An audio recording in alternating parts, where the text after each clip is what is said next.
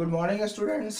मैं सौरभ रंजन फिर आपके साथ एक नए वीडियोस में जो कि क्लास 10th के फेडरलिज्म चैप्टर से है। ये सिविक्स का चैप्टर 2 है बच्चों, जिसके पार्ट 1 को हमने देखा था। अब उसके हम पार्ट 2 में हैं बच्चों। पार्ट 1 में हमने बात की थी कि फेडरल क्या होता है, एक कंट्री जो फेडरलिज्म में आ जाती है तो उसके अंदर कौन कौन सी चीज़ें बदल जाती हैं, या कौन कौन से वर्ल्ड की कंट्रियां हैं जो कि फेडरल हैं, कौन से नहीं हैं। और लास्ट में हमने बात किया था कि होल्डिंग टुगेदर क्या होता है और कमिंग टुगेदर क्या होता है। और इन सब बातों के बाद अब हम जो चलने वाले हैं वो चलने वाले हैं इसके आगे, और उसमें हम बात करेंगे कि भाई अगर वो इंडिया एक फेडरल कंट्री है तो वो कौन सी बातें हैं जो इंडिया को फेडरल बनाती हैं। हमने इंडिया में कुछ चीज़ें देखी हैं, उन चीज़ों को मिलाते हैं, जोड़ते हैं, दिखाते हैं कि क्या वो चीज़ें फेडरल कंट्री के हैं या नहीं। तो पहली बात करता है कि जो फेडरल कंट्री होती है उसमें जो है डिवीजन ऑफ पावर होता है। तो इंडिया में भी डिवीजन ऑफ पावर है। इंडिया में भी एक यूनियन लेवल गवर्नमेंट है जो अपने काम को करती है, दूसरी स्टेट गवर्नमेंट वो अपने काम को करती है, तीसरी एक नई व्यवस्था जो आई है जिसको हम डिसेंट्रलाइजेशन भी कहते हैं, उसमें पंचायतों की बात होती है। पंचायत अपने लेवल पर डिसीजन लेती है। ये दिखाता है कि इंडिया एक ऐसी कंट्री है जहाँ डिवीजन ऑफ पावर है। तो ये पहला लक्षण है कि हाँ, इंडिया भी एक फेडरल कंट्री है। दूसरा, हमारे इंडिया में भी जो सबके वर्क अलग है। हमारे पास यूनियन लिस्ट है, अलग काम है, स्टेट लिस्ट है तो उनके अलग काम है, और पंचायत लिस्ट है तो उनके अलग काम है। तो ये भी एक चीज़ शो करता है कि हाँ, इंडिया एक फेडरल कंट्री है। अब हम इन सब चीज़ों के बाद जो बात करते हैं, एक ऐसा लिस्ट भी होता है जिसको कॉन्करेंट लिस्ट कहते हैं। कॉन्करेंट लिस्ट वो लिस्ट है जिसके जो काम है वो दोनों के हैं, वो स्टेट भी करेंगे वही काम हमारी सेंट्रल यूनिट भी करती है, यानी कि सेंट्रल गवर्नमेंट भी करती है, वो दोनों मिलकर करते हैं। जैसे एजुकेशन की बात हो गई, जैसे अभी बरसात का मौसम है, पेड़ लगाने की, जंगल लगाने की बात आ गई, तो ये सब चीज़ों को जो है दोनों करते हैं। तो वो ऐसे गोल, ऐसे बातें, ऐसी चीज़ें जो दोनों करते हैं उन्हीं को हम ये कॉन्करेंट लिस्ट में रखते हैं। और लास्ट आता है रेसिड्यूरी, कि भाई इतने लिस्ट बनाने के बाद भी अगर कोई ऐसा सब्जेक्ट आ गया जिस सब्जेक्ट के बारे में किसी को पहले से पता नहीं था, तो उस चीज़ को कौन देखेगा, तो उसको जो है सेंट्रल गवर्नमेंट ऑफ इंडिया देखती है, और इसी को रेसिड्यूरी सब्जेक्ट कहते हैं। देखो बच्चे, अभी रेसिड्यूरी आपको ज़्यादा समझ में आएगा। जैसे कि हमारे देश में सभी चीज़ें चल रही थी, कौन क्या देखेगा चल रहा था, अचानक कोरोना आ गया। अभी कोरोना दुनिया में पहली बार आया, और कितने भयानक तरीके से आया है, कितने गंदे तरीके से आया है कि आज ये वर्ल्ड में एपिडेमिक है, वर्ल्ड एपिडेमिक, पैंडेमिक कहिए। तो ये कोरोना को कौन डील करेगा, तो रेसिड्यूरी सब्जेक्ट है, पहले से पता नहीं, पहली बार है। तो ये जो है अचानक आया सब्जेक्ट सेंट्रल गवर्नमेंट देखेगी। कौन देखेंगे, सेंट्रल गवर्नमेंट ऑफ इंडिया, या उसी को हम यूनियन गवर्नमेंट भी कहते हैं। ये सब चीज़ें दिखाती हैं कि हाँ, इंडिया एक फेडरल कंट्री है। अब हम बात करते हैं आपसे कि यहाँ पे 3 लेवल ऑफ गवर्नमेंट है। सेकेंड जो फेडरलिज्म की बात है वो 3 लेवल गवर्नमेंट है, यूनियन लेवल, स्टेट लेवल और पंचायत लेवल। पंचायत में सड़कें बन रही हैं, आप देख रहे हैं। पहले के टाइम में क्या होता था, किसी एक राज्य में डेवलपमेंट खूब था, दूसरे में नहीं। क्यों? क्योंकि स्टेट जो है तीसरे लेवल को मान्यता नहीं देती थी, यानी कि पंचायतों का कॉन्सेप्ट नहीं था। हम बिहार की बात करते हैं। पहले हमारे 1990 से पहले हमारे यहाँ 2 ही लेवल था, 2 लेवल, यानी कि एक यूनियन लेवल और दूसरा स्टेट लेवल।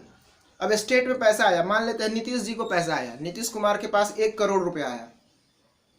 उस 1 करोड़ रुपए को नीतीश सरकार ने, नीतीश जी ने किसी एक राज्य, एक जिले को दे दिया, एक डिस्ट्रिक्ट को दिया।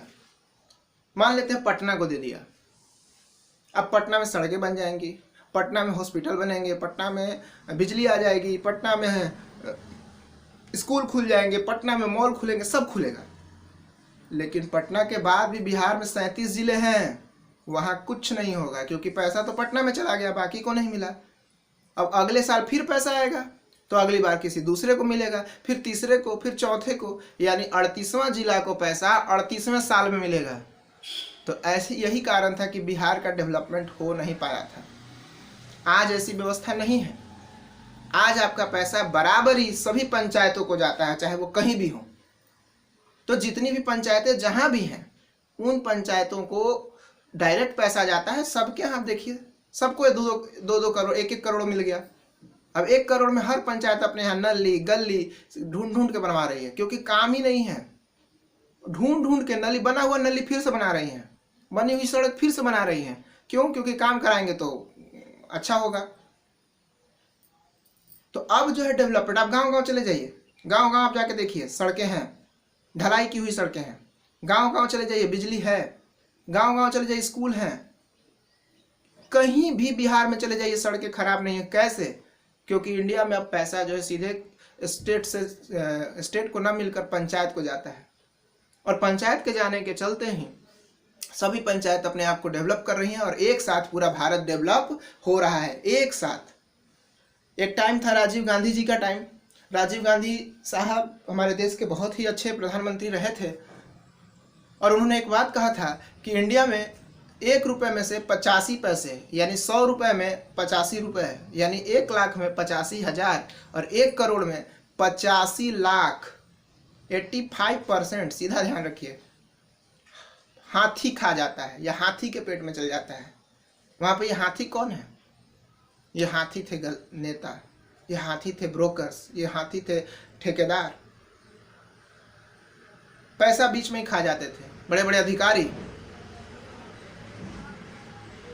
आज ऐसा नहीं है, आज आपको पैसा बीच में, आप मीडिएटर है ही नहीं, मीडिएटर ना होने के चलते चीज़ें सस्ती हो रही हैं। आप ऐसे ही देख लीजिए, हमारे यहाँ जो है दुकानों का जो कॉन्सेप्ट था, होलसेलर, होलसेलर से रिटेलर, रिटेलर से फिर आपका जो है नियर बाई जो दुकानें हैं, शॉप है, वहाँ तो हर कोई कमीशन जोड़ता था, चीज़ें महंगी थी। अब नहीं, अब क्या है? अमेजॉन है, अब कौन है? फ्लिपकार्ट है, सस्ते में भी सस्ता और सस्ता, लो सस्ता, सब ले लो, फ्री में ले लो, ऑफर चल रहा है। सुना था कभी आपने? नहीं। क्यों? क्योंकि हर चीज़ में पहले दलाल थे, हर जगह पे जो है, हर लेवल पे कोई ना कोई अपना कुछ ना कुछ उसमें ऐड कर लेता था और चीज़ें महंगी हो जाती थी। तो जो फंड रिलीज होता था उसमें भी ऐसा ही था, लेकिन अब नहीं, अब हर जगह डेवलपमेंट हो रहा है, और ये दिखाता है कि भारत में जो है फेडरलिज्म है। अब इसके बाद हम जो बात करेंगे वो लैंग्वेज की बात करेंगे। लैंग्वेज स्टेट, लैंग्विस्टिक स्टेट, यानी कि हर लैंग्वेज को इंपॉर्टेंस दिया गया। हमारे इंडिया में मैक्सिमम हिंदी बोली जाती है, हिंदी को कई बार भारत की भाषा कहने के काम किया गया है, लेकिन इस पर बहुत विवाद होता है, जिसके चलते जो है इसको सबसे ज़्यादा बोली जाने वाली भाषा रखा गया। बाद में हमने उर्दू को भी उतना ही महत्व दिया, और उर्दू के साथ साथ भारत में 22 लैंग्वेज को शेड्यूल्ड लैंग्वेज रखा गया, यानी कि मलयालम हो, आपका जो है तमिल हो, पंजाबी हो, गुजराती हो, सभी को बराबरी का हक दिया गया। एक बच्चा तमिलनाडु का है, या एक बच्चा नागालैंड का है, या एक बच्चा हमारा पंजाब का है, सभी बच्चे एक साथ एक एग्जाम में पेयर होंगे अपने अपने लैंग्वेज में। पंजाबी को कोई दिक्कत नहीं होगी क्योंकि वह आंसर लिखेगा, लेकिन पंजाबी में। गुजराती को भी दिक्कत नहीं होगी क्योंकि वही उसी प्रश्न का उत्तर लिखेगा गुजराती में। इससे क्या है कि हमारे देश को यूनिटी मिलती है, एकता मिलती है, सभी लोग खुश होते हैं कि नहीं, ये देश हमारा है क्योंकि ये हमारे बारे में सोचता है। उसी सवाल का उत्तर तमिलनाडु में बैठ के कन्नड़ भाषा में, तमिल भाषा में एक बच्चा लिखता है, और सभी बच्चे पास होते हैं। आज हम सीबीएसई की बात कर लेते हैं, हम सीबीएसई के बच्चे हैं। आप जो पढ़ाई कर रहे हैं वही पढ़ाई नागालैंड का भी बच्चा कर रहा है, आप जो पढ़ाई कर रहे हैं वही पढ़ाई तमिलनाडु और केरला का भी बच्चा कर रहा है, आपकी जो आप पढ़ रहे हैं वही पोरबंदर का बैठा बच्चा कर रहा है, और वही पढ़ाई कश्मीर में और लद्दाख में बैठा हुआ बच्चा कर रहा है। यानी सभी लोग एक ही प्लेटफॉर्म पे आ रहे हैं क्योंकि भारत एक हो रहा है।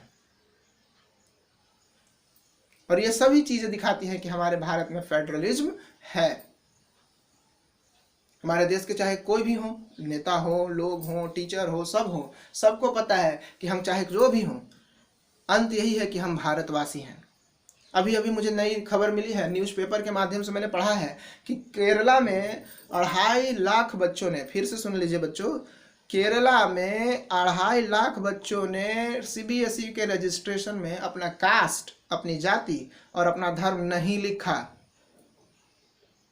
फिर से सुन लीजिए बच्चों, केरला में अभी अभी मैंने न्यूज़ में पढ़ा है कि 2.5 लाख बच्चों ने न तो अपनी जाति लिखी और ना ही अपना रिलीजन लिखा, यानी ना तो कोई किस जाति के हैं वो लिखा, ना लिखा कि हम किस धर्म के हैं।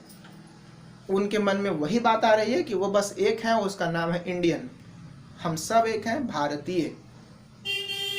और ये सब बातें दिखाती है कि इंडिया एक फेडरल कंट्री है। आपने कई बार सुना है चाइना डेवलप है, क्यों? क्योंकि वहाँ एक ही कास्ट है, चाइनीज, जापानीज, ऑस्ट्रेलियन, अमेरिकन।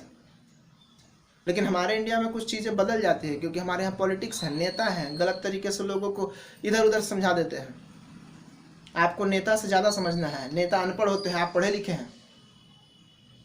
आपको नेताओं की बात में नहीं आना है, उनको डांट लगानी है, हटा देना है वहाँ से, चाहे वो कैसा भी नेता हो। नेता कभी भी सही होता ही नहीं।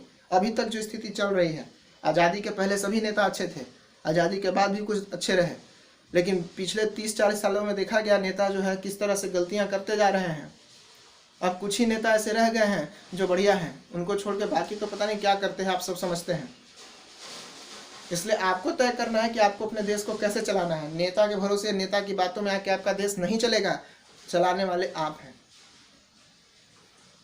इसके बाद भारत को फेडरल करने के लिए एक और बात दिखती है, वो है डिसेंट्रलाइजेशन। पहले हम समझते हैं डिसेंट्रलाइजेशन क्या होता है बच्चों।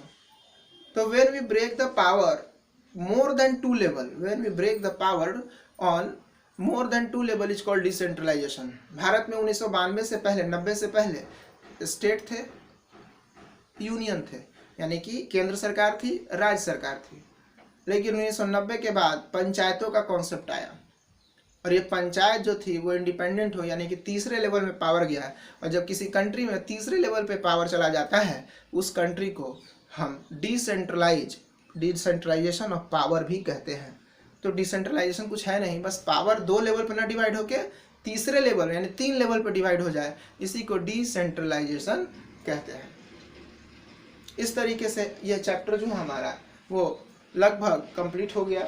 आप जो है इसके पहले से वीडियोस देख चुके हैं। अब मेरे इस वीडियोस के बाद तय कीजिए कि आप कहाँ पहुँचे हैं। क्या आपको ये सब बातें आपको पहले से पता थी, या आप इन बातों को समझते हैं? और अगर हाँ तो बेस्ट, नहीं तो आप इसको देखें, हो सके तो बुक को ले, अपने भैया दीदी मम्मी पापा जो भी अच्छे जानकार हैं उनसे बात करें और अपने नॉलेज को बढ़ाएं।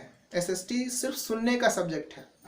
एसएसटी मैथ नहीं है कि सॉल्व करना है, ये सुनने की बातें हैं। लेकिन एसएसटी देश चलाता है बच्चों, याद रखें। एसएसटी को हल्के में इसलिए लेते हैं, लोग सोचते हैं ये तो कहानी है, ये तो ईजी है, ये तो बेकार है, ये तो ऐसे ही है। लेकिन हमेशा याद रखिए एसएसटी देश चलाता है। एसएसटी जानने वाले लोगों को नियम और कानून बनाना और चलाना होता है। ठीक है, और सब्जेक्ट भी बहुत इंपॉर्टेंट है, उन पे भी ध्यान दें, लेकिन एसएसटी को भी इग्नोर बिल्कुल ना करें। Thank you.